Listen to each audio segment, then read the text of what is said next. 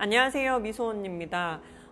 제가 유튜브에 제가 경험했던 일들, 직업들 등등 그런 것들을 올리고 있는데요. 오늘은 제가 경험했던 분식점 창업에 관한 얘기를 해보려고 해요.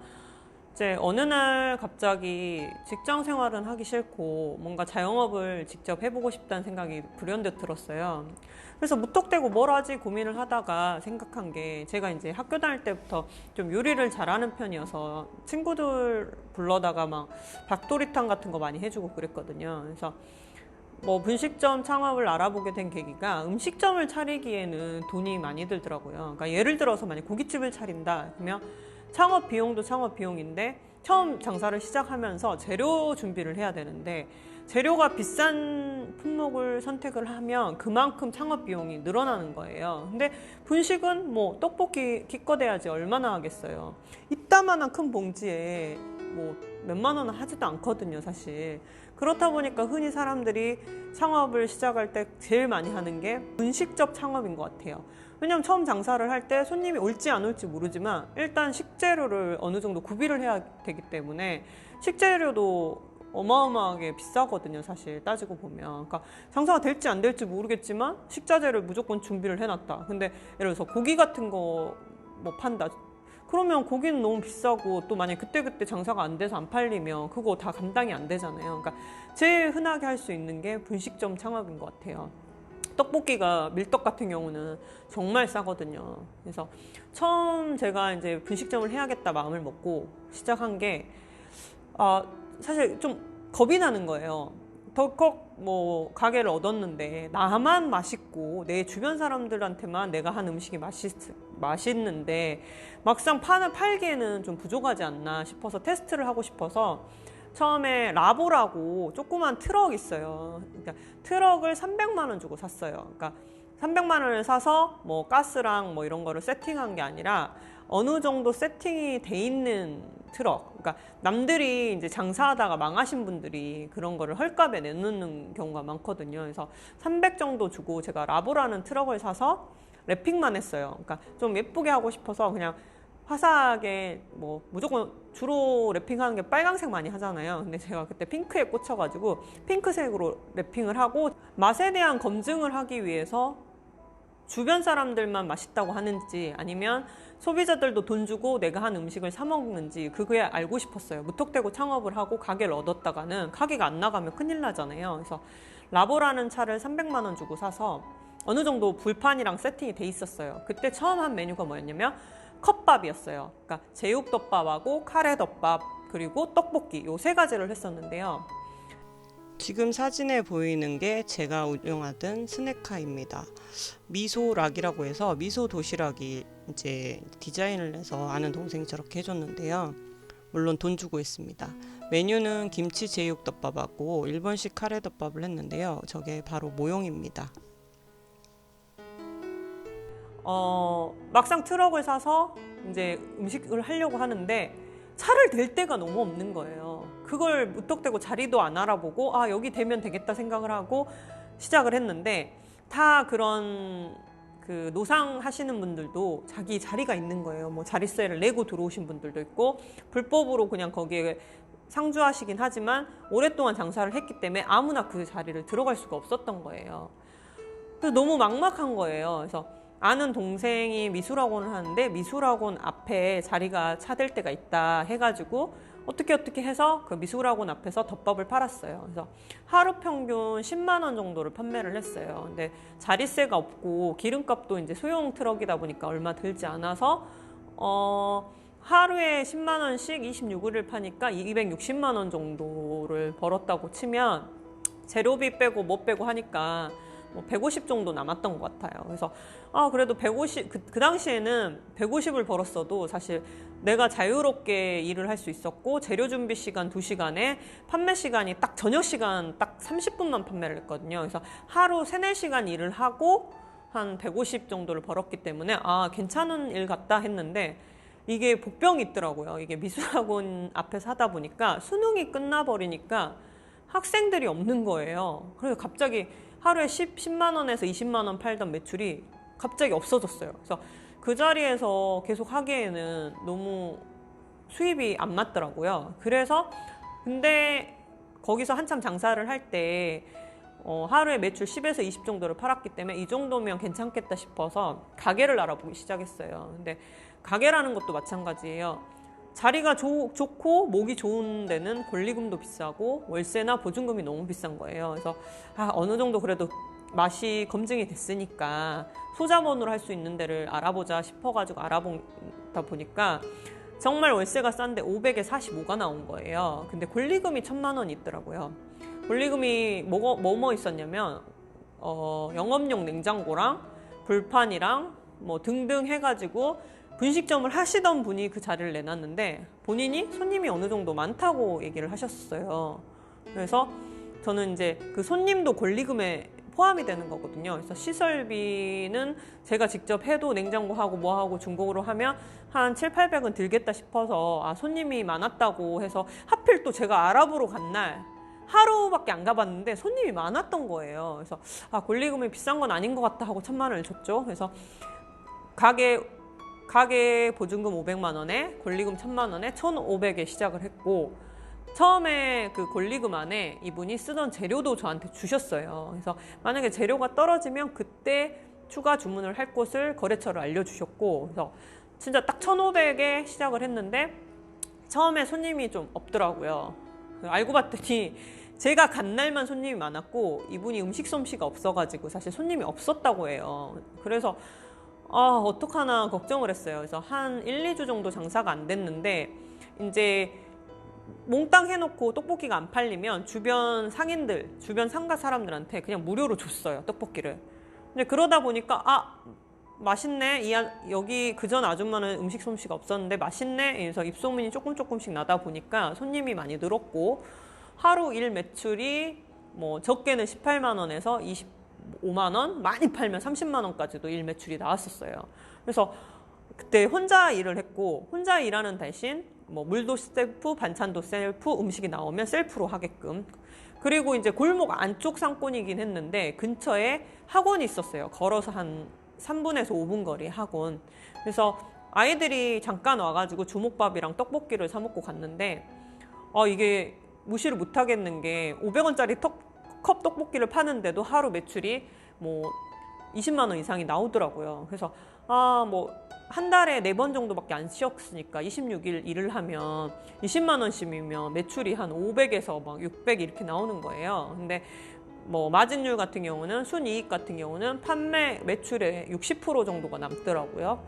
그래서 뭐 예를 들어서 600을 팔았다. 그러면 이제 재료비 빼고 64, 24. 그러면은 한 300 얼마는 버는 거잖아요. 그래서 괜찮겠다. 앞으로 좀 한 달에 300 이상 벌고 내가 혼자 자유롭게 그냥 내가 하고 싶은 대로 하고 살 수 있으니까 편하겠구나 싶었어요. 근데 사실 이제 1년 반 정도 하다가 그만뒀는데 그만두게 된 게 혼자 하다 보니까 건강이 너무 악화가 된 거예요. 이게 예를 들어서 11시에 문을 열어서 뭐 밤 11시까지 장사를 한다. 12시간 장사를 한다 치면 재료 준비랑 가게 마감, 설거지 등등을 포함을 하면 총 혼자 일하는 시간이 14시간 일을 하는 거예요. 그러니까 이게 생각을 해보니까 14시간 일하는 것 치고는 크게 돈을 못 번다는 생각이 들더라고요. 어느 순간. 그리고 체력도 많이 떨어지게 되고 그러다 보니까 이게 그 정도 14시간을 일을 하면 보통 400~500은 벌어야지 이게 맞는 것 같은데 직장인들 솔직히 9시간 정도 근무하잖아요. 근데 거기서 15시간을 더 근무하는데 뭐 300 정도 버는 건 좀 아닌 것 같은 거예요, 제 생각에. 그리고 갑상선이 갑자기 안 좋아져가지고 분식점도 나중에 그만두게 됐는데 실질상 손님은 처음에 줄을 서서 먹었었어요. 맛있다고. 그리고 멀리서도 소문나서 오기도 하고. 근데 이게 내 병원비, 뭐 내 시간 등등을 계산해 보니까 큰 돈은 아니었던 거예요. 근데 사업을 하다 보면 그 예기치 못한 일들이 발생을 하잖아요. 그러니까 예를 들어서 처음에 200 얼마, 300만 원 돈을 벌다가 장사가 잘 된다고 소문나니까 주변에서 이제 친인척들한테 우리 옆 가게가 떡볶이집을 하는데 되게 잘 된다, 줄 서서 먹는다 이렇게 소문이 나니까 실질상 버는 거는 뭐 200~300, 못 벌 때는 100 얼마를 벌었는데 한 6개월 사이에 제가 자리를 잡고 나서 6개월 사이에 근방에 분식점이 2개나 생겨버리는 거예요. 그러니까 나눠 먹기가 되는 거예요. 분식점이 뭐 24시간 장사가 잘 되는 게 아니라 딱 바짝 그 학원 근처라서 학원 딱 저녁 시간에만 바짝 잘 되고 손님이 뜨문뜨문 있던 자리예요.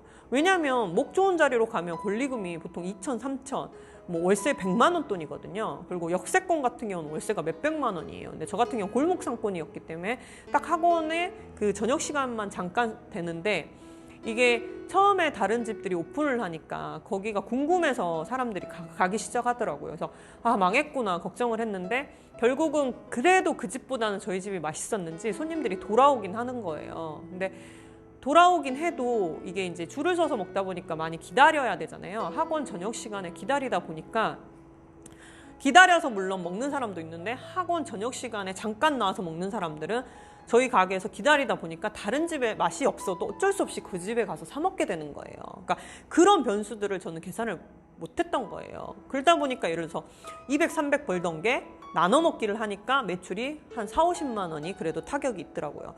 물론 그 집이 저희 집보다 맛있었다면 저희 집은 바로 망했겠죠. 근데 다행히도 맛은 그 세 집 중에서 저희 집이 제일 맛있었기 때문에 손님들이 다 돌아오긴 했지만 일부 10% 정도는 가끔 줄을 너무 길게 쓴다든가 사람이 너무 자리가 없어서 부쩍부쩍 할 때는 그냥 다른 집에 가서 먹는 거예요.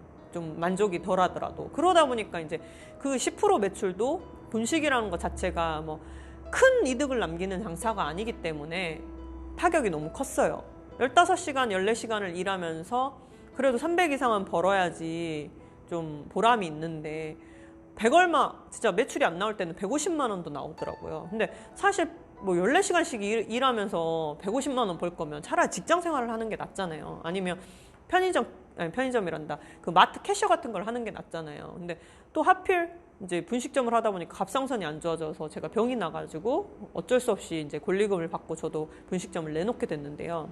근데 사실 너무 아까웠던 게 줄을 서서 먹을 만큼 손님이 많았지만 저한테 막상 떨어지는 게 생각보다 없었던 게, 제가 이제 분식점 이름이 큰손 미소였거든요. 근데 큰손 미소가 사람들이 지나다니면서 왜 큰손 미소예요? 몇 번은 물어보더니 한두 번 와보더니 아, 왜 큰손 미소인지 알 것 같아요. 손이 엄청 크시네요. 라고 해요. 그러니까 이게 양 조절을 정말 잘해야 되는데, 예를 들어서 떡볶이를 먹고 싶은데 제가 떡볶이랑 주먹밥이 되게 세트로 이렇게 잘 나갔는데 주먹밥을 너무 크게 하니까 떡볶이가 안 팔리는 거예요. 근데 주먹밥 시켰는데 떡볶이 국물 조금만 주시면 안 돼요? 이런 식으로 되는 거죠. 근데 또 안 줄 수는 없잖아요. 제가 정은 많은 편이라 또 달라고 하면 줘요. 그러니까 주먹밥은 양을 좀 작게 해서 떡볶이도 팔고 주먹밥도 팔아야지 이게 세트 메뉴로 나가야지 객단가, 테이블 단가가 올라가면서 매출이 오르는데, 그냥 너무 많이 퍼주다 보니까 배가 불러서 사람들이 더 메뉴를 못 시키는 거예요. 그래서 제가 생각하기에 뭐 음식점 창업을 했을 때 중요한 게, 물론 무조건 많이 주는 것도 중요하겠지만 여러 가지 메뉴를 파는 집이라면 다양하게 맛볼 수 있게끔 양을 좀 조금씩 줄이는 것도 맞는 것 같아요. 저 같은 경우는 손님은 줄을 서서 먹었지만 너무 손이 커서 너무 과하게 많이 줬어요. 손님들이 걱정할 정도로 너무 양이 많아요. 조금만 줄이시면 안 돼요? 너무 아깝다 버리는 거 막 이럴 정도로 좀 많이 줬거든요. 그러니까 양이 굳이 많지 않아도 맛있으면 사람들은 오게 돼 있거든요. 그러니까 무조건 양이 많다고 해서 좋아하는 건 아니더라고요. 오히려 양을 조금 주고 뭐 오뎅도 먹고 떡볶이도 먹고 뭐 튀김도 먹고 이렇게 먹고 싶다고 손님들이 오히려 걱정을 했어요. 망하면 어떡하냐고, 오래 장사하셨으면 좋겠다고. 그러니까 음식에 뭔가 자신이 있다고 생각하시면 꼭 골목 상권이라고 하더라도 사실 입소문이 나중에 잘 나게 되면, 요즘 또 SNS가 많이 발달돼 있잖아요. 저는 뭐 능력이 된다면, 뭐 자본금이 있다면 프랜차이저를 받아서 하는 것도 좋겠지만, 저 같은 경우는 제가 맨 땅에 헤딩해서 분식점을 해봤고, 사실 건강만 악화만 안 됐으면 저도 꾸준히 했을 거예요. 양 조절을 하든 뭘 하든. 근데 체력적으로 이제 안 되다 보니까 중간에 포기를 하게 됐거든요. 저 같은 경우는. 근데 어떻게 보면 줄을 서서 먹었기 때문에, 손님들이 줄을 서서 먹고 입소문이 나서 장사는 잘 됐기 때문에 표면적으로는 되게 대박난 것처럼 보였지만 실질상 고생한 거에 비해서 수익이 너무 작았어요. 뭐 감가상각 계산도 제가 잘 못했었고, 그래서 월세는 45만 원이었기 때문에, 그러니까 제가, 그리고 또 단점이 뭐가 있었냐면 음식이 재료값이 점점 나중에 오르더라고요. 그래서 예를 들어서 처음에 판매 금액의 순이익이 65%, 70%가 남았다면 중간에 제가 그만둘 때쯤에 그 물가가 너무 상승해가지고 판매 금액의 50%밖에 안 남았었어요. 그래서 그런 것들도 이제 항상 머릿속에 계산을 하고, 그러니까 사업을 하시려면 뭐든 미리 일어나지 않았지만 앞으로 발생할 수 있는, 일어날 수 있는 일들에 대해서 미리 대비를 하고 창업을 하셔야지, 여유자금 하나도 없이 시작을 하시면 진짜 골머리 아픈 경우가 있어요. 그래서 그리고 혼자 분식점을 하기에는 여자 혼자 하는 게 체력이 정말 좀 대단히 많이 소모가 되는 거예요. 그래서 근데 일반 조그만 분식점, 목이 좋지도 않은 분식점에서 2명이서 월급을 주면서 하기에는 너무 빡세요. 너무 힘들어요. 근데 요즘 같은 경우는 배달 어플이 생겼기 때문에 그러니까 조그만 소규모 떡볶이집에도 동네에서 뭐 배달 어플에서 상품평만 잘 남겨줘도 배달 업무로만도 엄청난 매출이 뭐 나기도 하더라고요. 근데 이제 그게 얼마만큼 서비스나 맛의 이제 만족도가 높냐에 따라서 달라지겠지만, 가장 쉽게 시작할 수 있는, 소자본으로 시작할 수 있는 거는 분식점이라고 생각해요. 그리고 프랜차이저를 하면 기본 들어가는 돈이 많기 때문에 어렵기도 하고, 근데 저 같은 경우는 분식점을 인수받을 때 그 분식점을 하시던 분이 레시피를 어느 정도 알려준 거를 떠나서 제가 대학교 때 분식점에서 알바를 했었거든요. 그래서 여러 가지 제가 알고 있는 지식도 있었기 때문에 양 조절만 잘 하다 보니까 어느 정도 이제 음식은 손맛이잖아요. 그래서 뭐 프랜차이즈에서 배운 레시피가 아닌 그냥 제가 메뉴 개발을 저는 해서 장사를 했는데, 어느 정도 손님은 있었고, 제가 이제 감가상각이랑 이제 손이 크다 보니까 재료비 계산 이런 것들을 잘못해가지고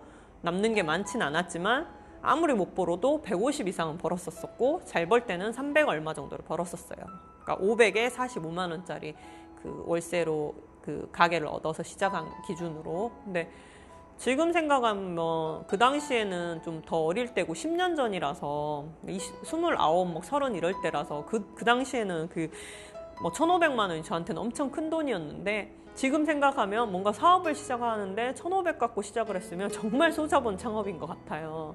근데 소자본 창업을 해서 150에서 300 정도를 벌었다는 거는 실패했다고 하기도 그렇고 성공했다고 하기도 그렇고, 근데 중요한 건 제가 살면서 40이 되기 전까지 겪었던 직업들이 너무 많잖아요. 뭐 분식점도 했었고, 스낵카도 했었고, 뭐 프랜차이저에서 슈퍼바이저도 해봤고 등등, 뭐 엑스트라도 해봤고, 뭐 재연 배우도 해봤지만, 이런 일들이 물론 실패나 성공을 하는, 뭐 실패, 성공 요 2가지만 있는 건 아닌 것 같아요. 그 과정 속에서 내가 배웠던 거, 사회생활을 하면서 손님들하고 겪었던 뭐 이야기라든가 등등, 이런 것들이 쌓이고 쌓여서 어느 시점에 내가 운도 되고 내가 자본도 생겼을 때 그 경험들이 뭔가 창업을 해서, 아니 내가 하는 일에 도움이 무조건 된다고 저는 생각을 하거든요. 그래서 어떻게 보면 실패를 하더라도 부딪혀 보는 게 맞는 것 같아요.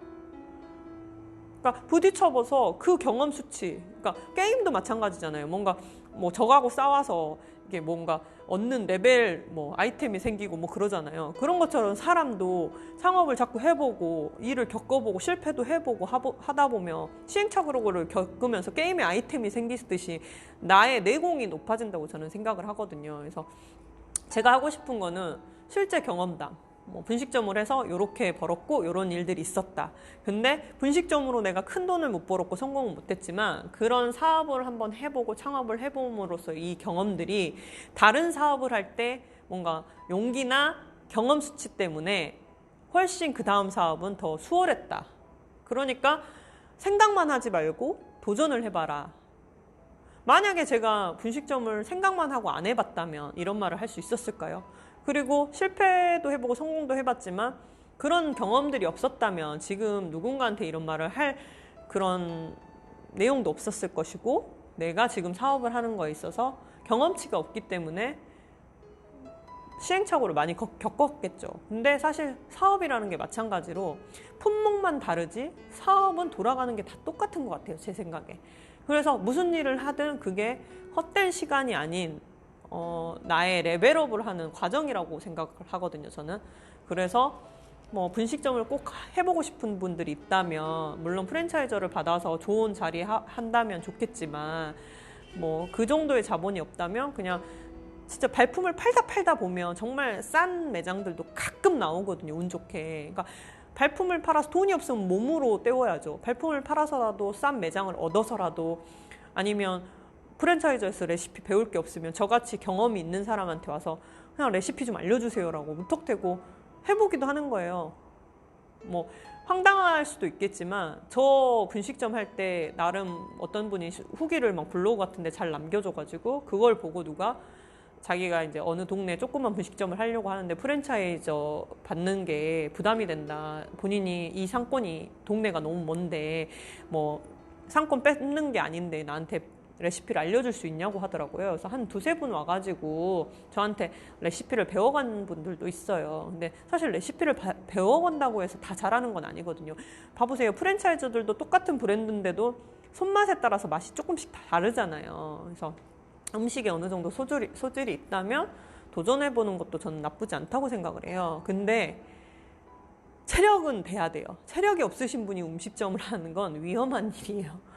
체력적으로 엄청 힘들어요. 음식 장사가. 왜? 음식을 팔기 전에 장사 준비를 하고 식재료를 다 다듬어야 되고 준비를 해야 되고 마감을 하고 또 위생을 위해서 깨끗이 그 기구들을 다 설거지를 하고 하다 보면 우리가 영업하는 시간 외에 나머지 시간들이 많이 들어요. 시장 가서 장도 봐야 되고. 그러니까 그런 것들도 계산을 하고 내 체력이 버틸 수 있는지를 생각을 하고 덤벼드는 게 좋은 것 같아요. 근데 내가 영업시간 10시간이다. 그럼 10시간만 딱 근무한다고 생각하면 안 되거든요. 직장도 뭐 야근하고 하잖아요. 그러니까 자기 사업은 편하게 한다고 생각하지 마시고요. 자기 사업이기 때문에 더 신경을 써야 되고 그렇기 때문에 더 몸이 힘들 수도 있다는 거. 하지만 몇 년간 노하우를 쌓아서 장사를 하다 보면 음식 장사는 좀 단골 손님들이 생기거든요. 그리고 단골 손님들이 또 입소문을 내주고 그래서 본인이 체력이 돼서 한 2, 3년 버틸 자신이 있으면 음식점을 해보는 것도 괜찮아요. 근데 지금 당장 잘 된다고 해서 항상 잘 되는 건 아니고 주변에 또 새로운 가게가 장사 잘 된다고 소문나면 생기면 변수가 생길 수도 있다는 거. 그래서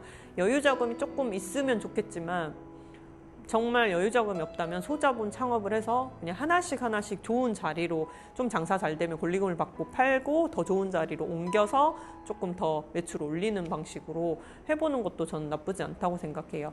그래서 분식점 창업에 대해서 관심 있으신 분들한테 조금이나마 도움이 될 수 있을까 싶어서 이제 간단하게 사실 분식점은 철판 기준으로 하기 때문에 양이 많기 때문에 레시피를 정확한 그람수 이런 걸로 알려드리기는 힘들지만 그냥 집에서 간단하게 이런 재료가 들어간다라고 간단하게 제가 알고 있는 레시피를 생각나는 대로 좀 몇 개 올려드릴게요.